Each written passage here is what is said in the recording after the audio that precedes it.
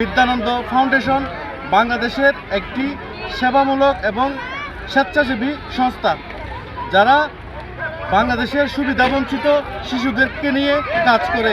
আজকে টেকনাফে একটি ব্যতিক্রমী উদ্যোগ নিয়েছেন এই ফাউন্ডেশনটি।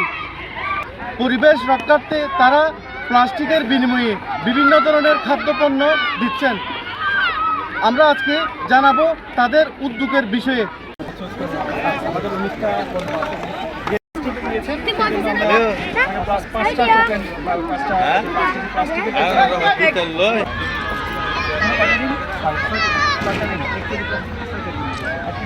প্লাস্টিকের বিনিময়ে যে বিভিন্ন পণ্য দেওয়া হচ্ছে, এটাকে আমরা সাধুবাদ জানাই। এর মাধ্যমে প্লাস্টিক মুক্ত একটি দেশ গড়ার ক্ষেত্রে আমরা অনেকটা সামনের দিকে এগিয়ে যাব। সামনের দিকেও এই ধরনের কার্যক্রম যাতে তারা রাখেন, তাদেরকে আমি অনুরোধ জানাচ্ছি। এই ধরনের সুন্দর কার্যক্রমকে আমি সাধুবাদ জানাই। ধন্যবাদ।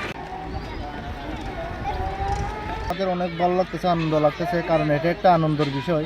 তা দেশের মধ্যে মানে প্লাস্টিকের জিনিসটাও কমে যাবে, খুব ভালো লাগতেছে আমাদের। সবসময় হচ্ছে পরিবেশের জন্য ক্ষতিকারক।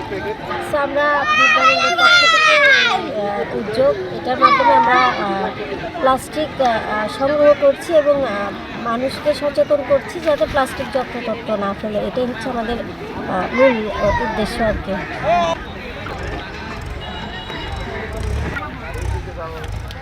নদী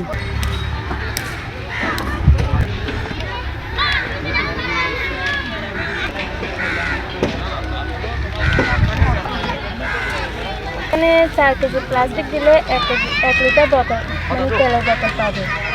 আর অনেকটা আছে 1 কেজি দিলে বিস্কুট পায়, তারপরে নুডলস পাবে 4 প্যাকেট, তারপরে 1 কেজি 3 কেজি দিলে আটা পাবে। যেমন খাতা আছে, ওইদিকে পেন্সিল আছে, তারপর কাটার আছে, রাবার আছে, এরকম জিনিসগুলো পাবে।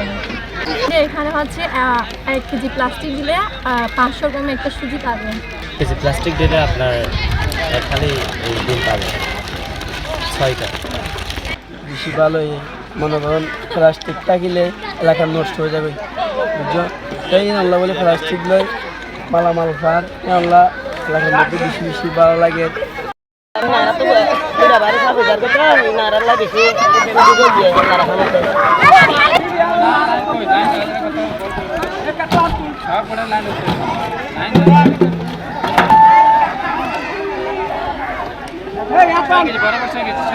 হালা